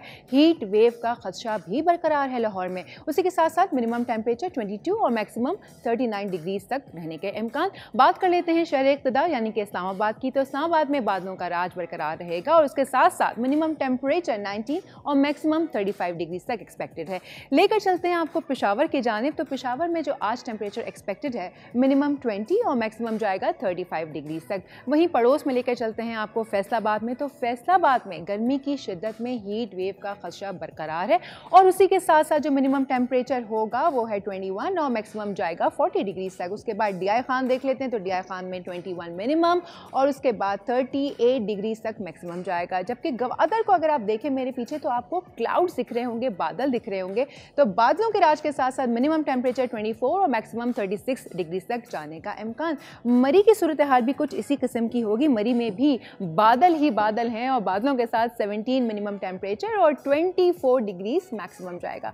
मुजफ्फराबाद में भी बादल दिखाई दे रहे हैं, बादलों के साथ साथ मिनिमम टेम्परेचर 15 और मैक्सिमम जाएगा 29 डिग्रीज तक। जबकि कालाम में पार्टली क्लाउडी रहेगा, बादल आते जाते रहेंगे। उसके साथ साथ मिनिमम टेम्परेचर -1 और मैक्सिमम 4 डिग्रीज तक रहने का इम्कान। और बात कर लें अगर आखिर में स्कर्दू की तो स्कर्दू में मिनिमम 0 और मैक्सिमम जाएगा 9 डिग्रीज तक। सो ये थी मौसम की ओवरऑल क्या कहना चाहिए अपडेट्स, वेदर अपडेट्स। अब हम लोग बात कर लेते हैं हमारे माहिर महकमा मौसमियात से अंजुम नज़ीर साहब से। उनसे बात करते हैं, जानते हैं कि भैया क्या सूरत हाल रहेगी। तो अंजुम साहब अस्सलाम वालेकुम and welcome to the show. जी वालेकुम सलाम, थैंक यू। जी अंजुम साहब ये बताइए ये मौसम जो है वो क्यों ऐसा है, क्यों गर्म तरीन मिजाज जो है मौसम का हो गया है और हमें कब तक मौसम के गर्म मिजाजी का जो है वो सामना करना पड़ेगा?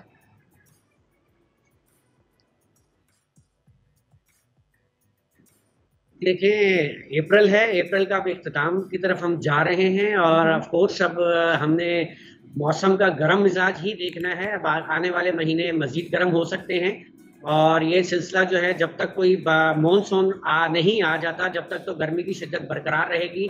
इस दौरान जो है मुल्क में अक्सर इलाकों में जो है मौसम गर्म ही रहेगा जब तक कोई मगरिबी हवाओं का सिलसिला या बारिश बरसाने वाला सिलसिला आएगा। तो उस दौरान टेम्परेचर थोड़े से सब्सिडाइज होंगे, ताहम ये सिलसिला ऐसे ही बरकरार रहेगा।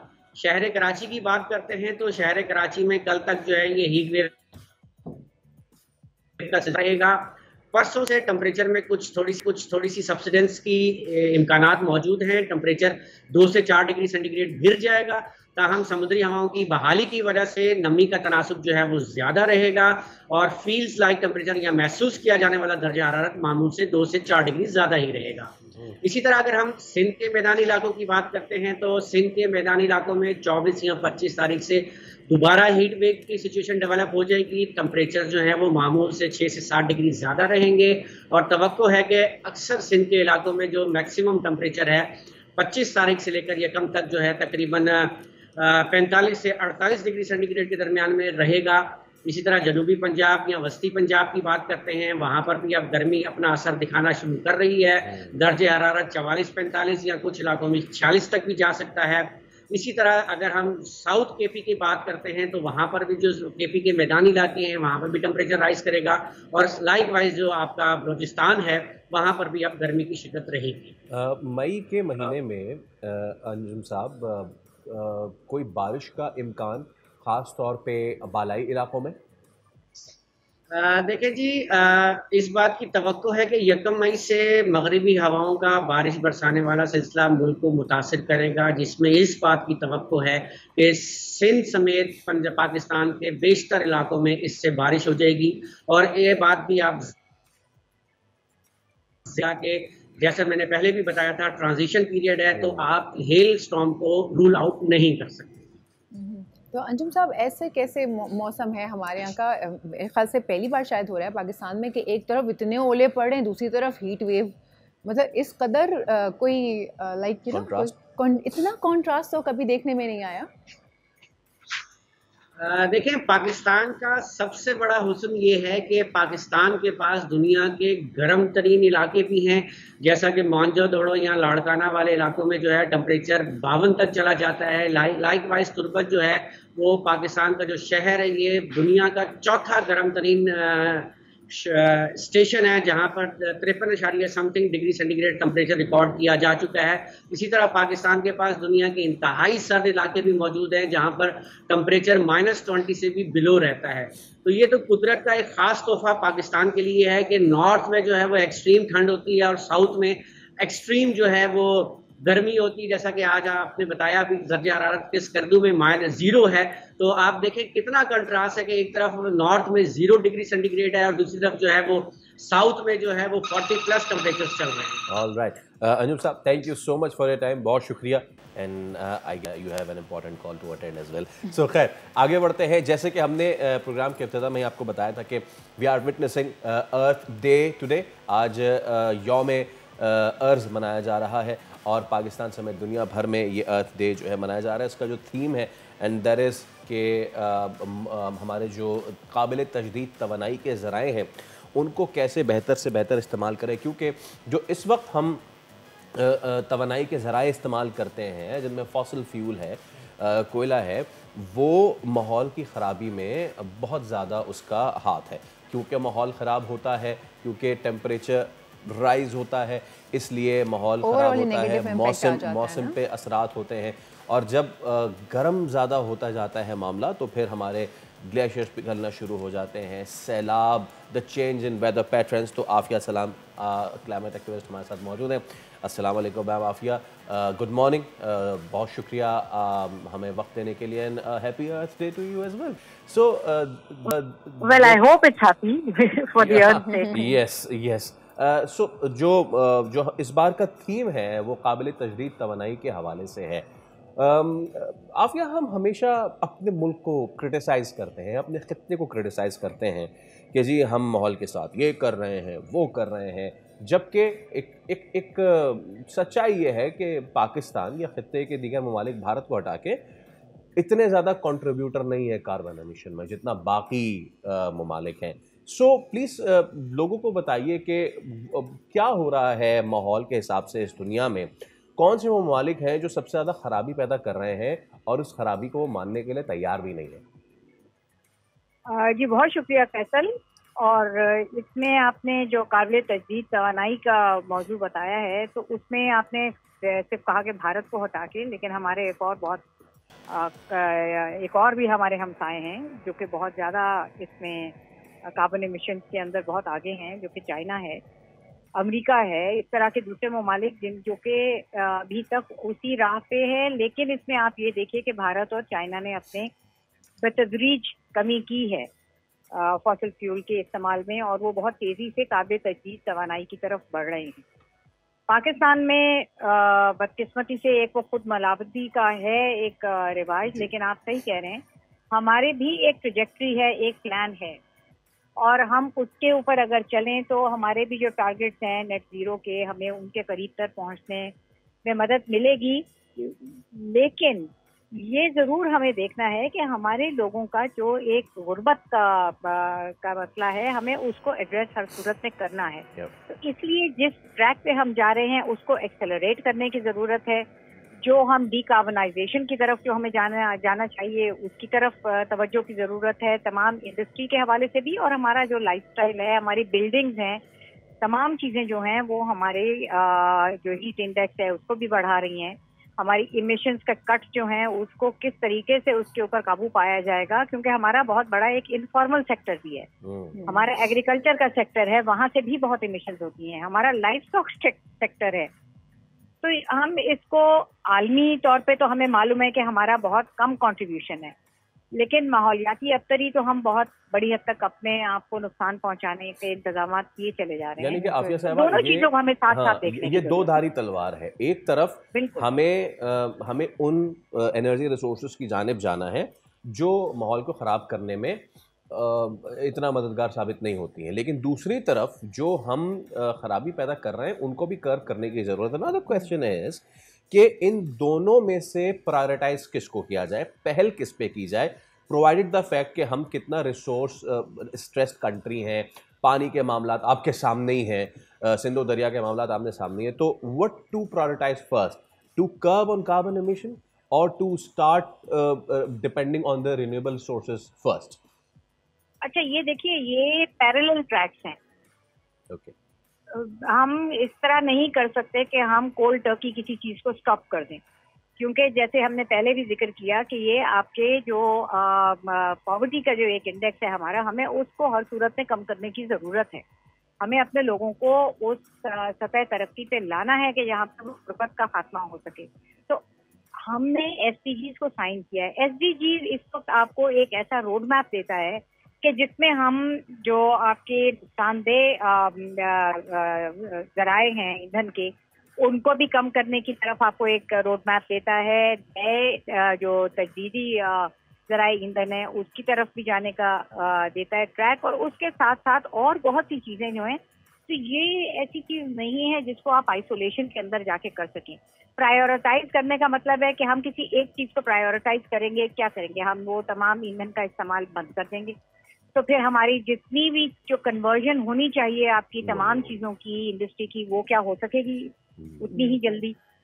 तो हमें ये बतदरीज कम करना है। उसके लिए सारी दुनिया ने अपने लिए टारगेट रखे हैं। कोई भी ऐसा मुल्क नहीं है जिसने एक दिन में स्विच ऑफ कर दिया हो। जी आफिया साहिबा, ये जो आपने बातें की हैं ये तो ऊपर तले की बात है ना, इंटरनेशनल लेवल पर, एंड आई एम श्योर बहुत सारी NGOs, बहुत सारे सेक्टर्स इसके ऊपर काम कर रहे होंगे और पूरी दुनिया में ये सेलिब्रेट किया जा रहा है, तो ऊपर तले बहुत सारे काम हो रहे हैं। मैं बात करूंगी निचले तबके की या एक आम इंसान की, या हम अपने अपने पार्ट पर ऐसी क्या रिस्पॉन्सिबिलिटीज़ अदा करें, या हम हर इंसान अपना अपना क्या ऐसा रोल अदा करे कि हम अपनी ज़मीन को बचा सकें।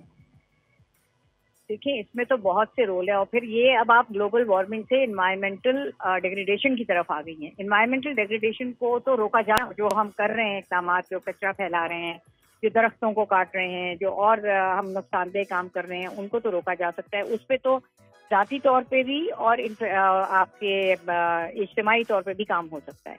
जो ग्लोबल वार्मिंग है उसके लिए भी वो ये तमाम चीज़ें उसके अंदर फीड इन करती हैं। हमारे जिस तरह के इक़दाम हैं, अगर हम अपने आबी वसाइल का ख्याल नहीं रख रहे और आपको ग्लोबल वार्मिंग की की वजह से पता है कि अब आबी वसाइल में कमी हो रही है, तो हम नुकसान अपना कर रहे हैं उसके बारे में कोई तदाबीर ना करके। इसी तरह से हम सॉलिड वेस्ट मैनेजमेंट को अगर हम ठिकाने सही तरीके से नहीं लगाते या उसकी जनरेशन हम कम नहीं करते, तो हम आखिर जमीन का कितना खित्ता हम लैंडफिल के तौर पे मुख्तस करने को तैयार हैं। लोगों को बसाने वाली जगह देंगे, उनको हम कौन सी जगह देंगे जहाँ पे हम सिर्फ कचरा दबा रहे हैं। एब्सोल्युटली। तो बहुत सारी चीजें कम प्रोड्यूस करना भी उसके ऊपर भी जोर देने की जरूरत है। चले, बहुत शुक्रिया। आफिया सलाम साहब हमारे साथ मौजूद थी, आज डेट करेंगी। चलिए आगे बढ़ते हैं, कुछ मईशत के हवाले से बात कर लेते हैं। बिल्कुल, पाकिस्तान की टेक्सटाइल के हवाले से बात करेंगे कि पाकिस्तान की टेक्सटाइल बरामदात बुलंद तरीन सतह पर पहुँच गई है। जुलाई 2024 से अब मार्च 2025 तक टेक्सटाइल सेक्टर की बरामदात में 9.38% इजाफा देखने को मिला है और टेक्सटाइल सेक्टर की बरामदात इस वक्त $13.5 अरब से ज़ायद हो गई है, जो कि बुलंद तरीन सतह है। वज़ीर-ए-आज़म शहबाज शरीफ का कहना है कि टेक्सटाइल सेक्टर की बरामदात में इजाफा मईशत की तरक्की और हुकूमती पॉलिसियों की दुरुस्त समत का मज़हर है। इसी हवाले से हम बात कर लेते हैं। हमारे साथ मौजूद है कामरान अरशद साहब, जो कि चेयरमैन है एप्टेमा यानी all Pakistan textile mills association. Kamran साहब अस्सलाम वालेकुम और बहुत ही गुड मॉर्निंग और खुश आमदीद आपको। बड़ी अच्छी खबर है सर टेक्सटाइल इंडस्ट्री से माशाल्लाह से, और माशी साल 2024 से 25 तक हमने बड़ा अच्छा इस पर किया है। तो सर बताइए कितना अच्छा रहा है ये आप लोगों के लिए?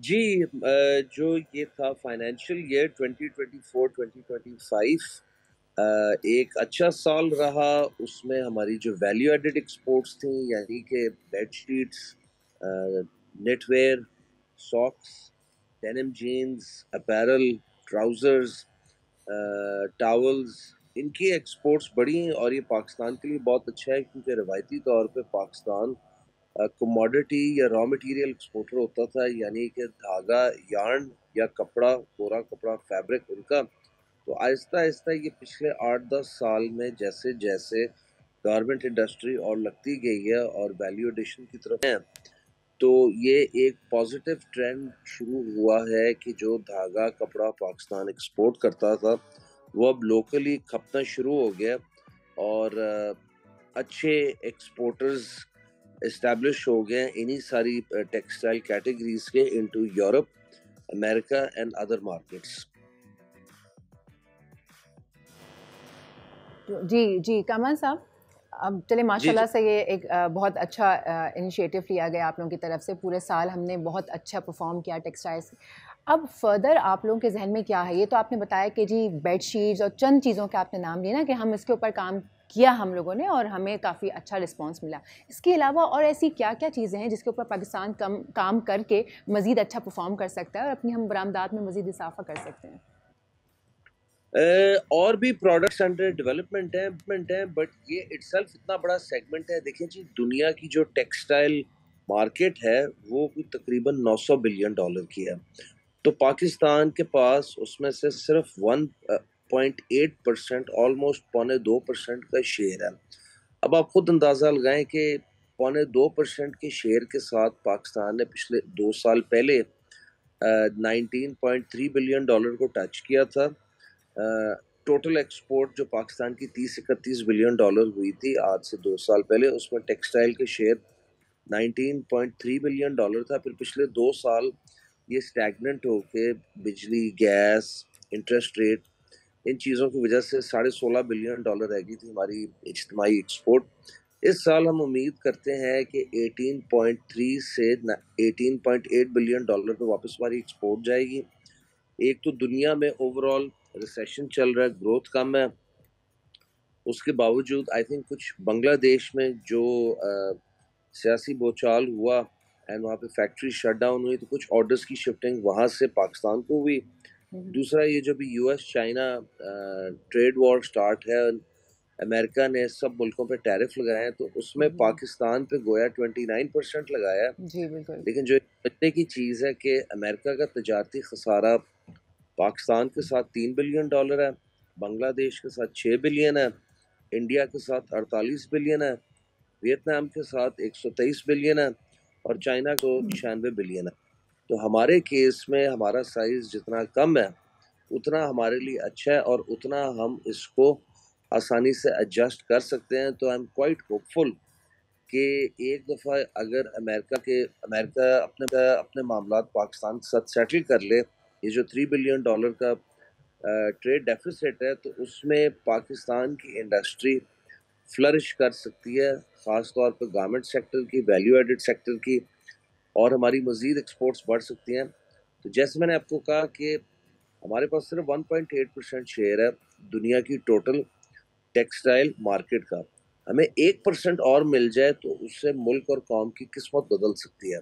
आप एक IMF के पैकेज में जो $7 बिलियन का है, और अगर आपकी इस साल एक्सपोर्ट 18.3 बिलियन पे पहुंचती है और 1% आपको इजाफी मिल जाए, तो आपकी तो एक्सपोर्ट ही डबल हो जाएगी। तो आप तो खुद कफील हो जाएंगे और अपने पाँव पे खड़े हो जाएंगे। एक सरप्लस बिजली भी खप जाएगी, आपके लोग भी काम पे लग जाएंगे।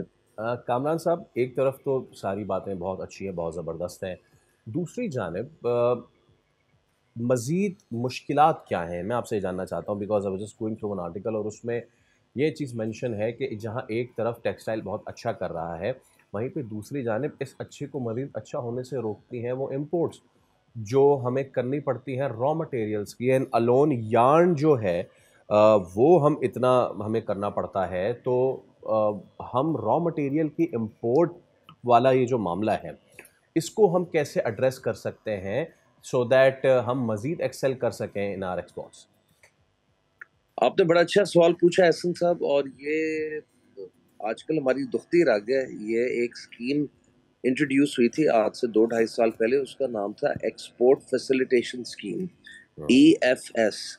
उसका सही मायने में पर्पस था हमारी एक्सपोर्ट्स बढ़ाना, अनफॉर्चुनेटली पिछले 2 सालों में तो हमारी एक्सपोर्ट नहीं बढ़ी, लेकिन हमारी इंपोर्ट बढ़ गई। एंड बदकिस्मती से हुआ क्या कि अब तो बिजली खैर नीचे आ रही है, लेकिन 2 सालों में बिजली 20-21 रुपए से 45 रुपए पे गई। 2 सालों में इंटरेस्ट रेट 10% से 22% पे गया आपका काइबर।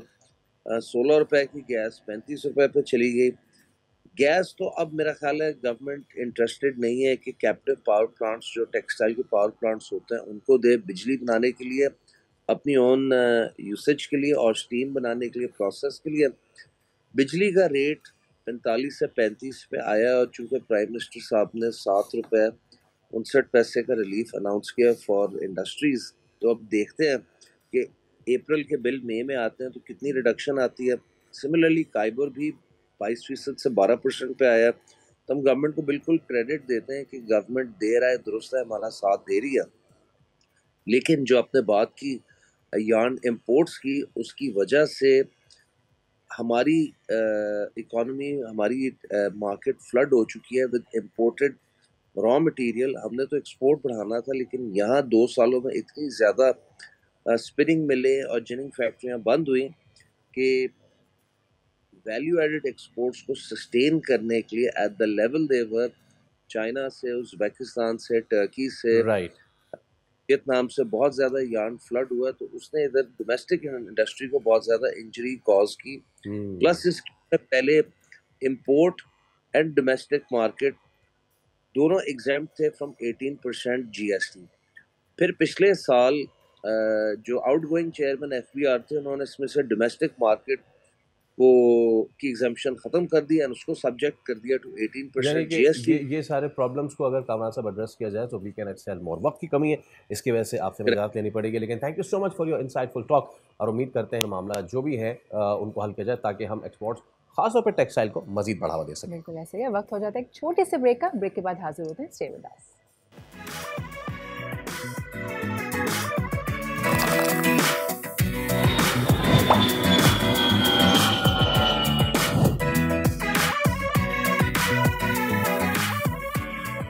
Welcome back. पाकिस्तानियों ने एक मरतबा फिर गाड़ियाँ ख़रीदना शुरू कर दी हैं, यानी कि कार फाइनेंसिंग, बैंकों से कर्ज लेकर गाड़ियाँ ख़रीदने का जो रुझान है इसमें इजाफा हुआ है। और पाकिस्तान की जो कार असेंबलर्स की नुमाइंदा तंजीम है पामा, उसके मुताबिक सिर्फ मार्च 2025 में गाड़ियों की फ़रोख्त में गुज़श्ता साल मार्च के मुकाबले 18% का इजाफा रिकॉर्ड किया गया। तो उसके पीछे वजूहत ऑब्वियसली इंटरेस्ट रेट का नीचे आना भी है, और मज़ीद क्या चीज़ें, और लोगों को अब जो है ऑटो फाइनेंसिंग करते हुए किन चीज़ों का ख्याल रखना चाहिए। हमारे साथ मौजूद है मशहूद अली ख़ान और एक्सपर्ट। मशहूद, अस्सलाम वालेकुम, a very good morning to you. और अच्छी बात है लोग गाड़ियाँ ख़रीद रहे हैं, बैंक से फाइनेंस करवा रहे हैं। So what are the things के जिनका ख्याल रखना चाहिए ऑटो फाइनेंसिंग से पहले या और करते वक्त? अस्सलाम वालेकुम। सबसे पहले बहुत शुक्रिया आपका। देखिए, ऑटो फाइनेंसिंग तो नो डाउट के माशाल्लाह बेहतर हुई है। उसकी बुनियादी वजह आपने अभी ये खुद ही बयान की कि 22% इंटरेस्ट रेट था और अब 12% है, और एक्सपेक्टेड है कि ये सिंगल डिजिट होगा, तो यकीनन ऑटोमोबाइल्स में प्राइस सेल और मज़ीद बढ़ेगी। जो एडवांटेज लेना चाहिए वो ये है कि लोगों ने अपनी बेसिक जो उनके अर्निंग है उसको देखते हुए अपनी प्लानिंग करें। जो इन्फ्लेशन आपने लास्ट ढाई साल में आपने देखा कि बहुत ज़्यादा हुआ, तो ये एक्सपेक्टेशन आप अपने रिसोर्सेज को सही इस्तेमाल करें, चाहे वो छोटी गाड़ी में जाएं, चाहे 2 व्हीलर्स में जाएं, चाहे लग्जरीज गाड़ी में जाएं। इंसान को अपनी बेसिस को देखते हुए आगे बढ़ना चाहिए। जी मशहूद साहब, अभी आपने कहा कि अपने ऑटो फाइनेंसिंग का खुद ख्याल रखना है, तो अभी जो लोग देख रहे हैं उन सब ने इस खबर को बड़ा अच्छा और खुशाइन लिया होगा कि भाई हम भी गाड़ी ख़रीद सकते हैं, इसका मतलब इंटरेस्ट रेट इतना कम हो गया। अब किस तरीके से एक आदमी प्लान करे इस चीज़ को? एज अ लेमैन मैं आपसे सवाल कर रही हूँ, सब बहुत सारे लोग आपको देख रहे हैं, जानना चाहते हैं कि अगर मैं एक छोटी गाड़ी लेना चाहती हूँ तो मेरी क्या प्लानिंग होगी, अगर मैं एक मीडियम कार लेना चाहती हूँ मेरी क्या प्लानिंग होगी, और किस तरीके से मैं अप्रोच करूँगी, किस तरीके से मैं वो गाड़ी ले सकती हूँ। थोड़ा सा आप इसके ऊपर रोशनी डालें प्लीज़। जी, सबसे पहले तो देखिए, इस वक्त आपके पास कई बैंक्स ये फैसिलिटीज़ आपको ऑफर कर रहे हैं डिफरेंट टर्म्स में। उसमें आपकी डाउन पेमेंट्स भी रिड्यूस हो सकती है, और आपकी इंस्टॉलमेंट प्लान भी आपके 3 इयर्स, 5 इयर्स और 8 इयर्स में प्लानिंग आपकी की जा सकती है। तो इंसान जो भी प्लानिंग करेगा, एक तो ये कि बैंक्स उसको सपोर्ट कर रहे हैं इस वक्त, दूसरा अगेन आपकी अपनी अर्निंग, अपनी सेविंग क्या है। आप ये देखिए कि आपकी जो मिनिमम जो रिक्वायरमेंट्स होती है बैंक की, वो 10% डाउन पेमेंट है, उसकी बेसिस पे फिर आपकी इंस्टॉलमेंट्स प्लान की जाती है। तो ये तो बड़ा अच्छा है कि कई 2.5 साल पहले आप देखिए कि कई बैंक्स ने अपनी कार फाइनेंसिंग डिपार्टमेंट बंद कर दिए थे। ये तो बड़ा पॉजिटिव ट्रेंड है कि दोबारा बैंक्स ने अपनी कार फाइनेंसिंग फैसिलिटी शुरू की है। वो विंडो आपकी बैंक्स के अंदर मौजूद है, आप चाहें मल्टीपल चॉइस आपके पास मौजूद है। इस वक्त जापानीज ब्रांड्स भी हैं पाकिस्तान में, कोरियंस भी हैं, चाइनीज भी हैं। तो वेराइटीज का ये कहना कि फुकदान होगा, नहीं, आपके पास बड़े अच्छे ऑप्शंस मौजूद हैं। आप अपनी लिमिट में रहते हुए जो लग्जरीज में जाएं तो आपको एसयूवीज में बहुत ज़्यादा ऑप्शंस नज़र आ रहे हैं पाकिस्तान में। इसी तरह आपके स्मॉल सेगमेंट में भी आपके पास अच्छे ब्रांड्स मौजूद है पाकिस्तान में। तो ये डिपेंड करता है कि फैमिली टू फैमिली किस तरह से वो अपनी व्हीकल्स को प्लान करें। जी मुश्किल साहब, एक सवाल और है मेरा कि आपने अभी इंस्टॉलमेंट प्लान का जिक्र किया, तो ये बैंक अपनी खुद इंस्टॉलमेंट्स की वो देगा, आपको कॉन्ट्रैक्ट देगा कि जी हमारी तरफ से आपको ये इंस्टॉलमेंट्स देनी है, या जो सामने जो गाड़ी ले रहा है जो कि बायर है, या वो खुद भी अपना इंस्टॉलमेंट प्लान डिज़ाइन करके बैंक के साथ थ्रू हो सकता है? जी, ये बड़ा अच्छा है क्योंकि कस्टमाइज हो सकता है। बेसिक जो पैरामीटर्स है ना, बेसिक पैरामीटर्स तो ये है कि अगर आप 100 रुपये की, मैं मिसाल दे रहा हूँ, 100 रुपीज़ की अगर 10% आप देते हैं तो 90% को हम डिवाइड कर देते हैं 3 इयर्स या 5 इयर्स, तो उसकी इंस्टॉलमेंट प्लान बन जाती है। मगर अगर आप इंस्टॉलमेंट ज़्यादा, डाउन पेमेंट ज़्यादा करना चाहते हैं 20%, 25%, तो आपकी इंस्टॉलमेंट प्लान रिवाइज हो जाएगी। तीसरी चीज़ इसमें थोड़ी इंपॉर्टेंट है, वो जो हम गुजारिश करेंगे स्टेट बैंक ऑफ पाकिस्तान से भी, कि 2.5 साल पहले पाकिस्तान की इन्फ्लेशन ज़्यादा था, इकोनॉमिक चैलेंजेस बहुत थे, अब काफ़ी हम इम्प्रूवमेंट देख रहे हैं और आने वाले कल में मज़ीद इम्प्रूवमेंट देखेंगे। तो स्टेट बैंक ने ना एक कैप लगाया हुआ है 3 मिलियन का, यानी कि स्टेट बैंक ने बैंक्स को ये कहा है कि आप 3 मिलियन से ज़्यादा की फाइनेंसिंग ना करें।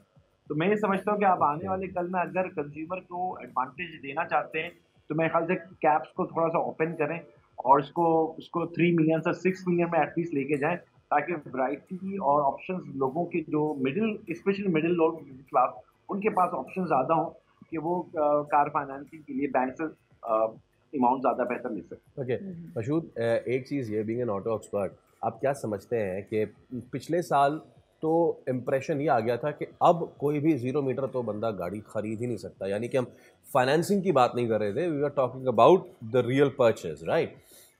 इस एक साल में क्या उस मामले में बेहतरी आई है? Has the market gone down when it comes to the prices, या अभी भी लोग बस कार फाइनेंसिंग की तरफ ही जाएं if they want to purchase a 0 metre thing, वो अभी भी उनकी जेब से बाहर है? देखिए, एक तो बड़ी वाज़ेह बात है, जो हमारी मिडिल क्लास या लोअर मिडिल क्लास है ना, वो अभी हम अफोर्ड नहीं कर सकते हैं व्हीकल्स ट्रांसपोर्ट।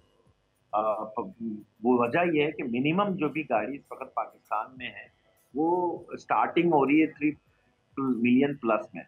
तो मैं अगर एक मिडिल क्लास की पॉइंट ऑफ व्यू से मैं बात करूँ, अगर मेरी 2 लाख की सैलरी है, उसके बावजूद मैं ये गाड़ी अफोर्ड नहीं कर सकता, क्योंकि मेरे घर के अपने हाउस रेंट है, मेरे बच्चों की फीस है, मेरे अपना जो घर की ग्रॉसरी है, तो उसमें मेरी सेविंग नहीं है। तो सेविंग पॉइंट ऑफ व्यू से तो अभी हमें बहुत ज़्यादा काम करना है गवर्नमेंट ने, कि हमारे लोगों की इनकम को थोड़ा सा हम सेव, क्योंकि हमने देखा है कि पिछले साल आप भी इसी से वाबस्ता हैं, सैलरी पर्सन पे हमने बोझ बहुत ज़्यादा डाल दिया। तो वो बोझ अगर इस आने वाले बजट में हम थोड़ा रिलीफ देंगे तो यकीनन हमारा जो मिडिल क्लास है, वो सैलरी पर्सन वो इस काबिल होगा कि वो गाड़ियाँ चलें, लेट्स सी कि वो कब काबिल हो पाएगा, कब काबिल नहीं पाएगा। Thank you so much, it was a pleasure having you on the show. चलिए, प्रोग्राम का वक्त ख़त्म हुआ जाता है। आपसे बात करते करते, आपको इन्फॉर्मेशन देते देते कब 2 घंटे गुजर जाते हैं हमें पता ही नहीं चलता। मुझे और फैसल को दीजिए इजाज़त, कल हम फिर हाजिर होंगे नई स्टोरीज़ के साथ, नए सेगमेंट्स के साथ। अल्लाह हाफ़िज़।